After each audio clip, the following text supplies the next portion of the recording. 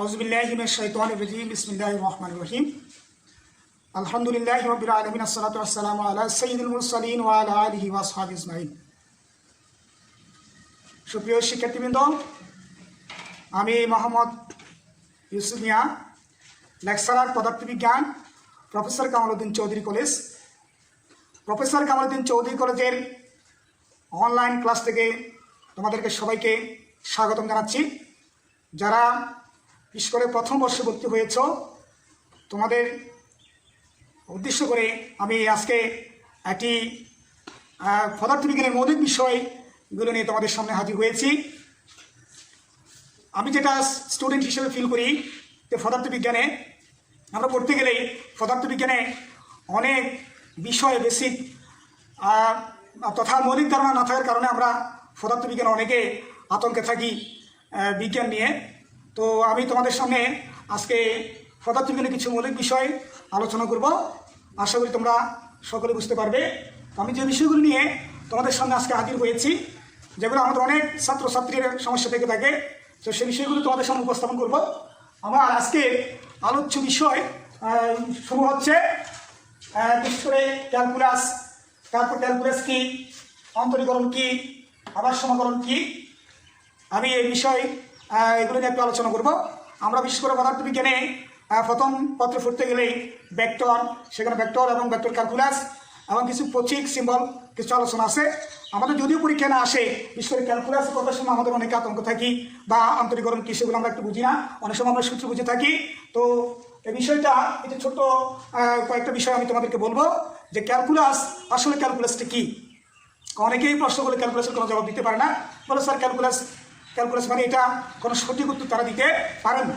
তো তোমরা বিশেষ করে আমি যেহেতু লেকচারটা দিচ্ছি, তোমরা অনেকে এটা বারবার পড়ে বারবার প্রয়োজনে লিখে তোমরা খাতার মধ্যে বেশি বেশি করে প্র্যাকটিস করতে হবে।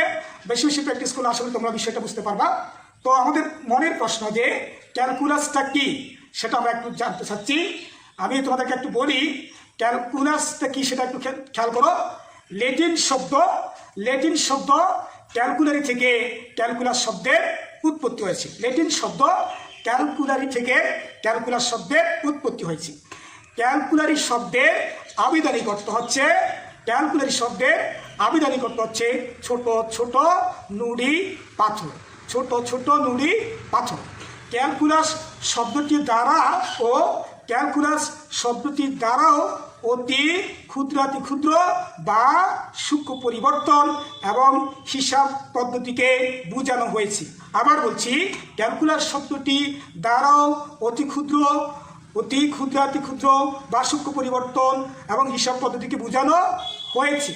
খ্রিস্টপূর্ব 3য় শতকে গ্রিক বৈজ্ঞানিক আর্কিমিডিস ক্যালকুলাসের আদিসূত্রসমূহ সম্বন্ধে আলোকপাত করেন এবং সপ্তদশ শতাব্দীর দিকে ফরাসি বিজ্ঞানী ফরমেট ক্ষুদ্রাতি ক্ষুদ্র বৃদ্ধির অনুপাত নিয়ে আলোচনা করেন। এর উপর ভিত্তি করে পরবর্তীতে ইংল্যান্ডের গণিতবিদ বিখ্যাত বিজ্ঞানী স্যার আইজাক নিউটন এবং জার্মান গণিতবিদ লিবনিজ অন্তরীকরণের বিভিন্ন সূত্রসমূহ প্রদান করেন।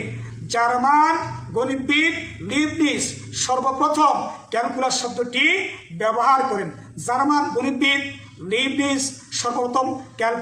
ব্যবহার করেন। ক্যালকুলাস পদার্থবিজ্ঞান এবং গণিত শাস্ত্রের এমন একটি শাখা যা পরিবর্তনশীল বা যেখানে পরিবর্তনশীল রাশি নিয়ে আলোচনা করা হয়। এই ছিল আমাদের ক্যালকুলাস। এখন আমাদের জানতে ইচ্ছে করতেছে যে স্যার ক্যালকুলাস কত প্রকার। ক্যালকুলাস আমরা 2 প্রকার।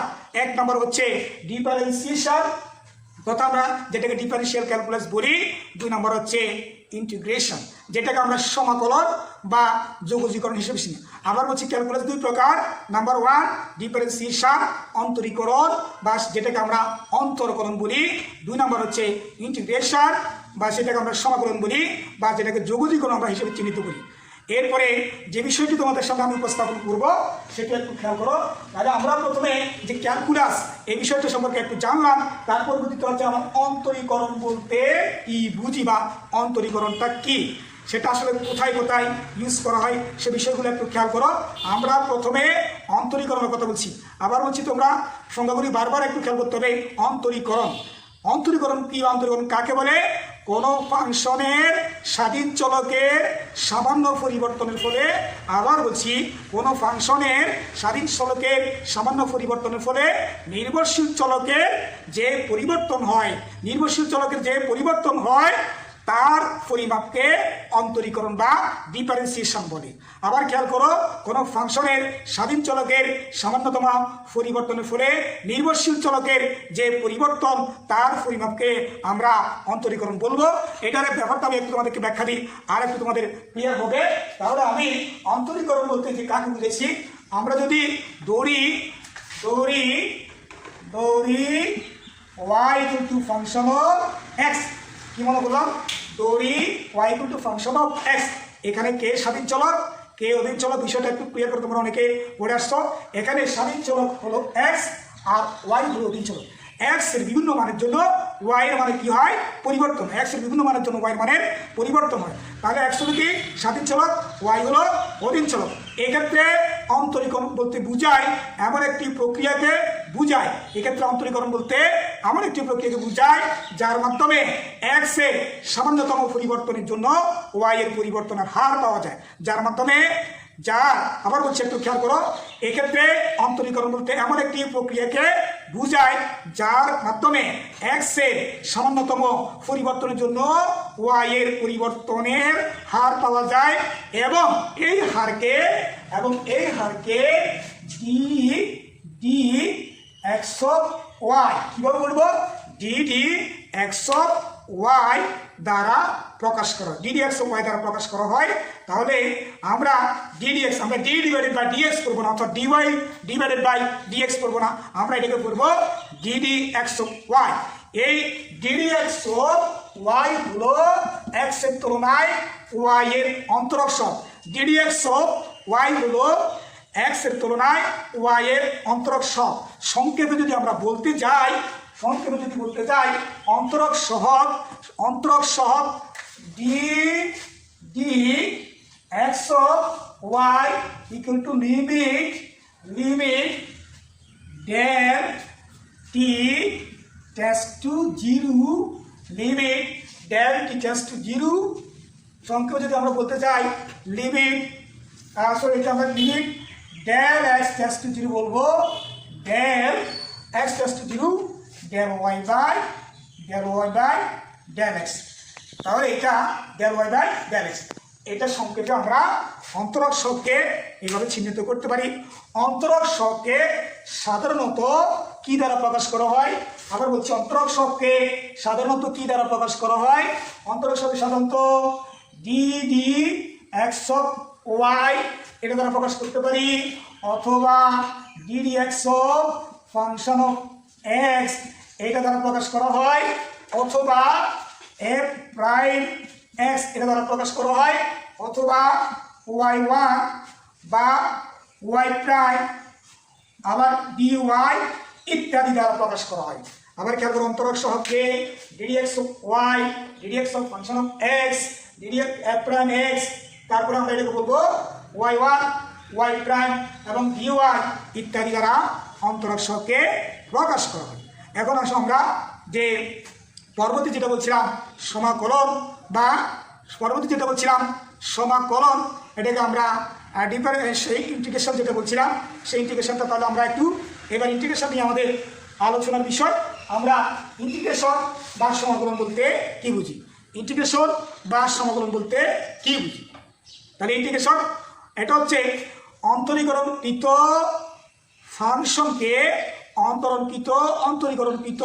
ফাংশনকে পূর্বের ফাংশনে ফিরিয়ে নিয়ে যাওয়ার বা রূপান্তরিত করার গাণিতিক পদ্ধতিকে সমাকলন বলে। আমি আবার বলছি, অন্তরীকরণকৃত ফাংশনকে পূর্বের ফাংশনে ফিরিয়ে নিয়ে যাওয়ার বা রূপান্তরিত করার গাণিতিক পদ্ধতিকে সমাকলন বলে, অথবা সেটাকে ইন্টিগ্রেশন বলে।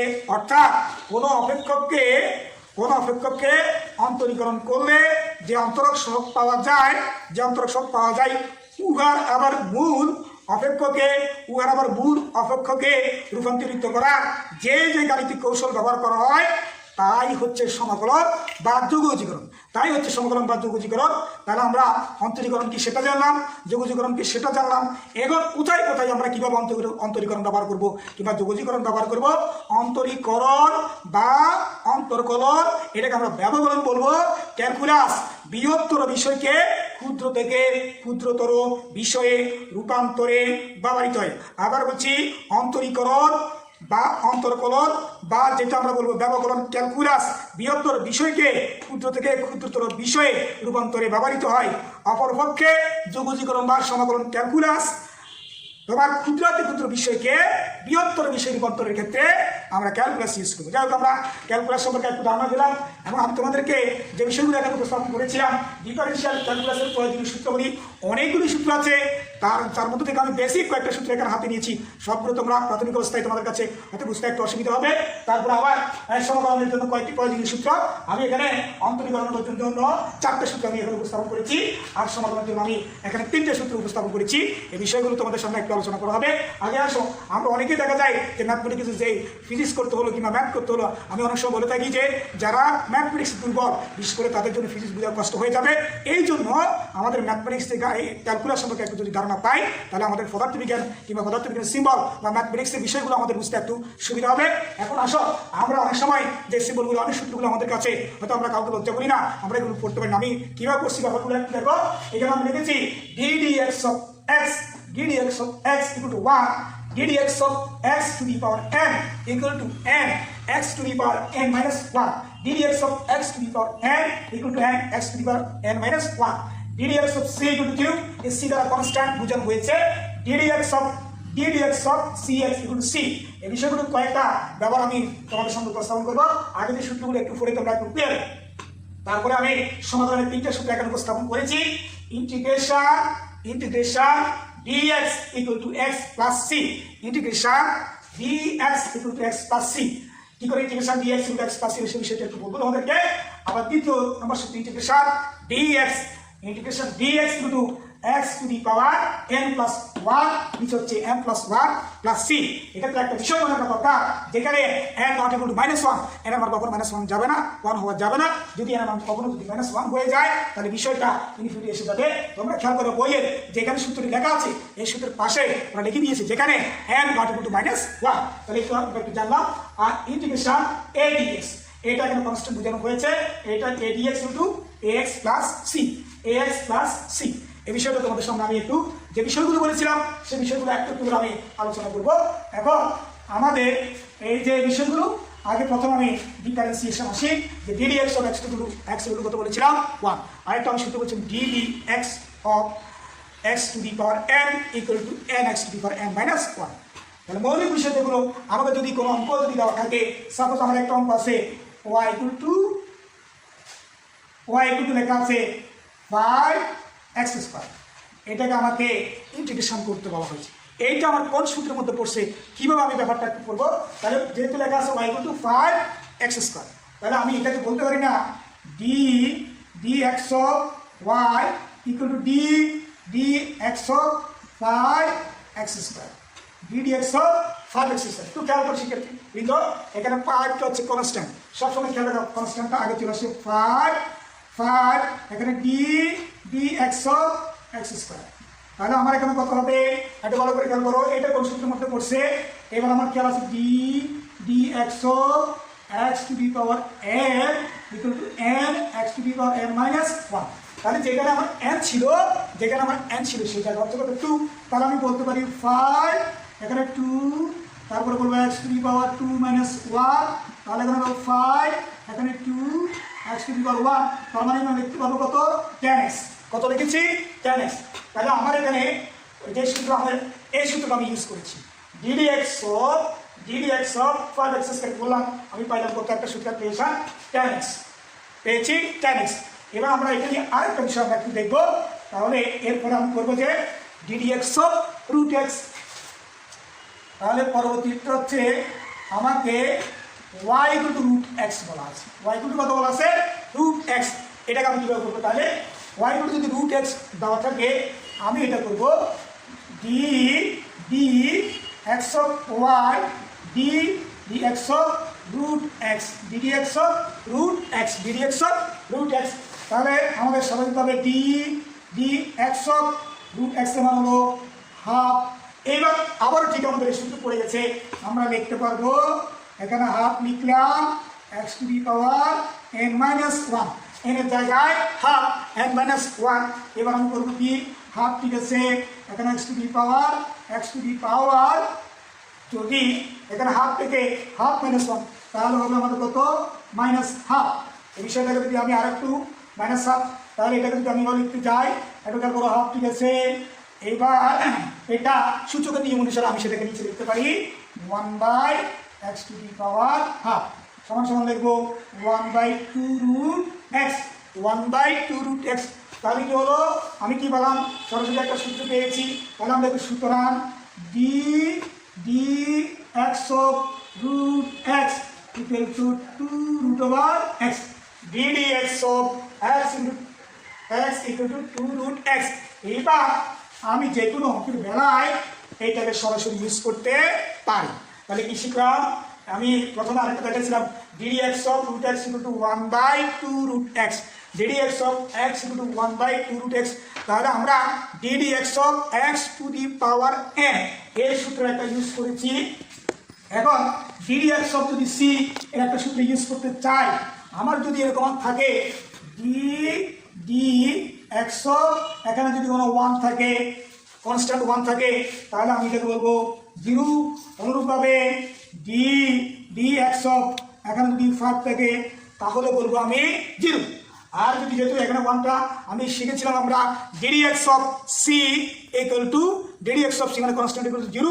আবার কনস্ট্যান্টের সাথে কনস্ট্যান্ট ছাড়াও যদি আমাদের সাপোজ মনে করো এখানে D x of tan x এরকম একটা কথা লিখে আছে, DD x of tan x, তাহলে কি হবে, ট্যানটা আগে চলে আসবে ডি এক্স অফ এক্স, তাহলে tan ইন্টু 1 সমান সমান tan। তোমাদের মনে পড়ে কিনা একটু দেখো, আমি যে সূত্রটি একটু আলোচনা করেছিলাম, কোন সূত্র বলেছি, D x of c x equal two বলেছিলাম সি, ইকুয়াল টু বলেছিলাম কি সি।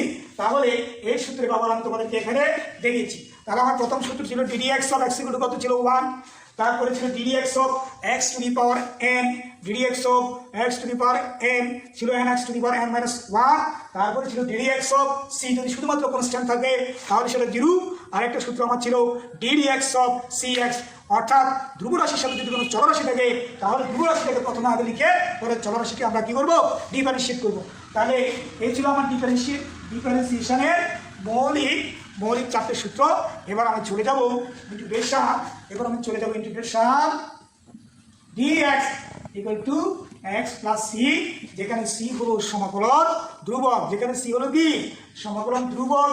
তাহলে একটু খেয়াল রাখবে, দেখবে সি হলো সমাকলন ধ্রুবক, ইন্টিগ্রেশন dx ইকুয়াল টু কত x প্লাস সি।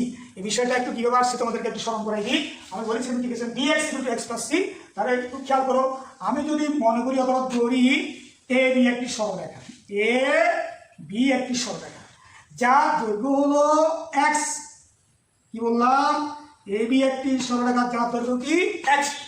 এখন এই এবি সরলরেখা থেকে আমি এখানে ক্ষুদ্র একটি অংশ বিবেচনা করলাম, যেটা হলো কত dx, একটি ক্ষুদ্র অংশ কল্পনা করেছি যেখানে হলো dx। আমি সমাকলন বলেছিলাম, যে সমাকলন বলেছিলাম ক্ষুদ্র যোগকরণ, বারবার যোগকরণ, ক্ষুদ্র ক্ষুদ্র বিষয়গুলো যোগ করে বৃহত্তর বিষয়, ক্ষুদ্র থেকে বৃহত্তর বিষয় আলোচনার জন্য সমাকলন ব্যবহার করা হয়। তাহলে আমি যেখানে আমি একটা dx কল্পনা করেছি, এই এবি সরলরেখাটা কি অসংখ্য dx এর সমষ্টি নয় কি? অবশ্যই অসংখ্য dx এর সমষ্টি হচ্ছে কি x। তাহলে কি আমি সেটাকে বলতে পারি না যে সামেশন dx ইকুয়াল টু কত x, summation dx equal to x। তাহলে এটাকে আমি বলবো, বা আমি বলতে পারি সামেশনকে আমি s দ্বারা প্রকাশ লিখলাম dx ইকুয়াল টু x।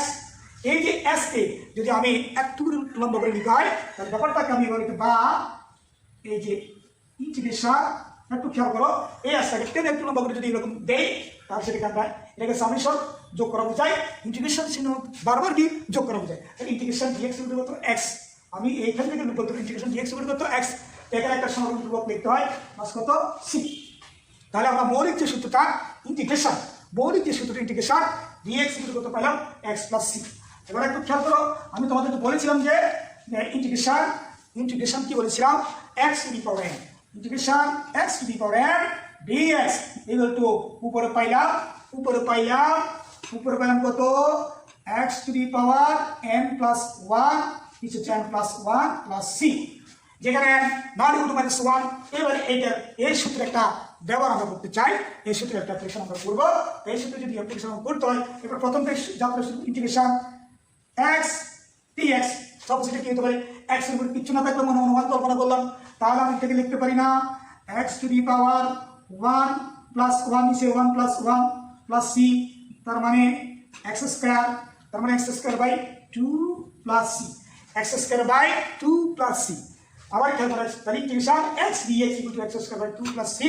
আমি যেখানে ইন্টিগ্রেশন x লিখেছি, অনুরূপভাবে আমি ইন্টিগ্রেশন যদি dx equal to x plus c হয়, ইন্টিগ্রেশন তাহলে এখানে যদি ইন্টিগ্রেশন ds লিখলাম, কি লিখলাম ds, তাহলে নিচে এখানে s প্লাস c। আবার এটাকে যদি আমি এভাবে লিখতে চাই integration dz equal to z plus c, integration কি dt equal to t plus c। এইভাবে আমি যদি যেগুলো আমার খেয়াল করতে, মূল জিনিসটা হচ্ছে dx এর জায়গায় যদি ds হয় s হবে, dx এর জায়গায় যদি s হয় s হবে, z হলে z হবে, t হলে t হবে। আবার যদি বলি ইন্টিগ্রেশন dv সমান কত b প্লাস c, আমাকে মৌলিক জিনিসটা খেয়াল করতে হবে। এই মৌলিক জিনিসগুলোর পরিবর্তে যদি আমাকে যে কোনো সূত্র একটু আলোচনা করা হয়, তাহলে এগুলো আমাকে একটু খেয়াল করতে হবে। তাহলে আমি যে dx এটা লিখলাম, ds লিখলাম, dz লিখলাম, dt লিখলাম, dv লিখলাম, এই বিষয়গুলো একটু খেয়াল করো। আর একটা সূত্র তোমাদেরকে এই বিষয়টা তোমরা একটু দেখো। আরেকটা আমি বলেছিলাম ইন্টিগ্রেশন যে x to the power dx, একটা তোমাদেরকে দেখিয়েছিলাম। আরেকটা একটু দেখায় integration 1/√x dx equal two আমি বের করতে চাই, তাহলে এখানে লিখবো আমি ইন্টিগ্রেশন, এখানে লিখতেছি integration x to the power half dx। তাহলে আমি কি করবো, কি ওখানে x টু দি পাওয়ার, আর আমি ইন্টিগ্রেশন সরি, তাহলে এখানে মাইনাস হয়ে যাবে, উপরটা মাইনাস হয়ে যাবে, x টু দি পাওয়ার এখানে minus half plus 1 minus half plus 1, তাহলে কি হচ্ছে এখানে হচ্ছে x to the power half, আর এখানে হচ্ছে এখানেও হাফ। তাহলে দেখো হাফটা যদি আমি এখানে একটা দেখো প্লাস কত c প্লাস c, হাফটা বলতে 2 x to the power half plus c, তার মানে 2√x তার প্লাস কত c। তার মানে কি পেলাম, আমি এখান থেকে আরো একটা অনুসিদ্ধান্ত উপনীত হতে পেরেছি। সেই অনুসিদ্ধান্তটা হবে যে integration 1/√x dx equal two 2√x plus c, integration 1/√x dx equal two 2√x plus c, 2√x plus c। এখন একটু খেয়াল করতে হবে, আমি মৌলিক বিষয়ে যে সূত্রগুলি বলছিলাম এগুলো ইন্টিগ্রেশন, প্রথম বলছি integration dx equal to x plus c, আবার integration x to the power n, integration x to the power n dx equal to x to the power n plus 1, নিচে তোমার n প্লাস 1 প্লাস c। আরেকটা সূত্র সেটা দিয়ে দিচ্ছি, তাহলে সূত্রটা সেটা বলছিলাম ইন্টিগ্রেশন ax dx, সেটা ছিল কি ইন্টিগ্রেশন a dx, dx তখন আমরা বলেছিলাম যে এটা আগে চলে আসবে, dx গুলো কত হবে a, আর এখানে dx গুলো কত x প্লাস কত c। এই সূত্রে যে ব্যবহার, এটা যদি আমি করতে চাই ইন্টিগ্রেশন 5x dx, তাহলে কিভাবে আমি করবো ইন্টিগ্রেশন 5x dx, তাহলে ধরে নিলাম 5টা আগে নিয়ে আসবো ইন্টিগ্রেশন x dx, তাহলে 5টা চলে আসলো, তাহলে এই অংশটা আবার কি, তাহলে এই অংশটা আমার হচ্ছে কোনটা, ওই যে 5 থেকে সে x to the power 1 plus 1 কিছু না থাকলে এখানে 1 প্লাস 1, তাহলে হচ্ছে উপরে 5 x স্কয়ার, নিচে হচ্ছে 2 প্লাস c। আর যদি আমরা এটা করতে চাই শুধুমাত্র ইন্টিগ্রেশন, তোমার যদি 5 dx থাকে, 5 dx, তখন 5টাকে আগে নিয়ে আসলাম, 5 ইন্টিগ্রেশন dx কত x, তখন আমি লিখবো 5x প্লাস c। তাহলে আমি কি বুঝতে পারবো এখানে কনস্ট্যান্টটাকে আগে নিয়ে আসতে হবে। আর যদি কনস্ট্যান্টের সাথে চলরাশি থাকে, তাহলে কনস্ট্যান্টটা আগে নিয়ে আসি, পরবর্তী চলরাশির সাথে যে সূত্র integration x to the power dx equal two যে সূত্রটা ইউজ করা হবে সেই সূত্রটা আমরা লিখবো তো আমাদের মৌলিক বিষয় যেগুলো ছিল, মৌলিক বিষয়গুলো আমরা এখানে আজকে ডিফারেন্সিয়েশন, ইন্টিগ্রেশন এবং ইন্টিগ্রেশনের আর কতগুলো মৌলিক বিষয়, ইন্টিগ্রেশন দুই প্রকারের, একটা নির্দিষ্ট একটা অনির্দিষ্ট। আমি যে তোমাদের এখানে আলোচনা করে বলেছি শুধুমাত্র ইন্টিগ্রেশন সেটা অনির্দিষ্ট, আর নির্দিষ্ট ইন্টিগ্রেশন ইনশাল্লাহ আমরা আগামী ক্লাসে ইন্টিগ্রেশন সম্পর্কে আরো একটু বিস্তারিত আলোচনা করবো। এবং নির্দিষ্ট ইন্টিগ্রেশন যে এটার ইউজ কোথায় আছে, কোথায় কোথায় আমরা নির্দিষ্ট ইন্টিগ্রেশন ইউজ করবো সেই বিষয়গুলো, এবং পদার্থবিজ্ঞানের আরো কিছু সিম্পল বিষয় আছে যে বিষয়গুলো প্রথমে আমরা এই সিম্পল প্রতীক সম্পর্কে আমি আলোচনা করব। তো আশা করছি শিক্ষার্থী বন্ধুরা তোমরা বিষয়টা বুঝতে পেরেছ। এর ফলে যদি তোমাদের কারো কোনো অসুবিধা হয়ে থাকে তাহলে আমাকে জানাবে, আর এই বিষয়গুলি বারবার থেকে প্র্যাকটিস করতে হবে। তো সবাই সুস্থ থাকো, মহান আল্লাহর দরবারে এই কামনা করছি। তাহলে আজকের মতো এখানেই শেষ। খোদা হাফেজ।